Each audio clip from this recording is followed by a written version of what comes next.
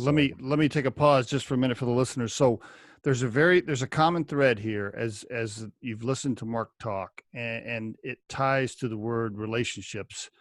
And it goes all the way back to having a relationship with the professor or the counselor in college that trusted you enough to say, here's a list of names. When you go out to LA, call these people, contact these people.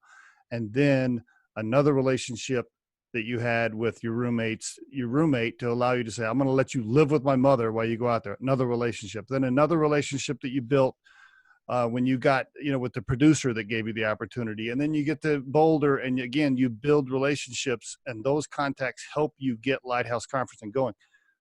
So often, especially with millennials, not to pick on millennials, but like you can't just have a high IQ. You can't just work hard. Like if you don't manage relationships and networking properly, you're not going to move as fast. You're not going to be as successful. It's just so critical to manage relationships. And that's been a common thread out of everything you've said so far. Because I'm assuming you're right. You had some connections and relationships, and to get Lighthouse Conferencing going, you're just like, hey, Bobby, I got this idea, and boom, you're going.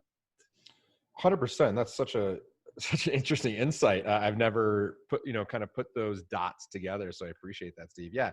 I mean, for me, that's how it's always been. It's always been this idea of relationships, yes, and going out. And I want to make the point, like, they're all relationships that you've put out there that I've worked to build. It exactly. Exactly.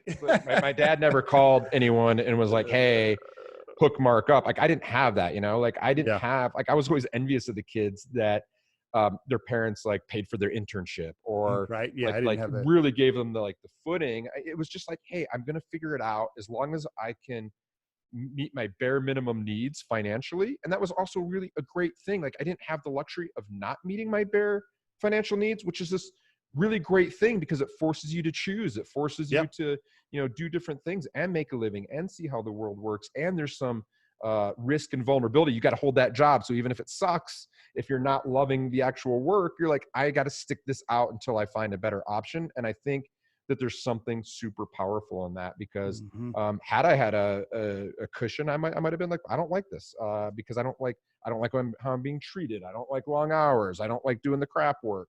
But that's also like looking back, that's what makes you have the ability to do great things and have a career. And you do need to do those things. And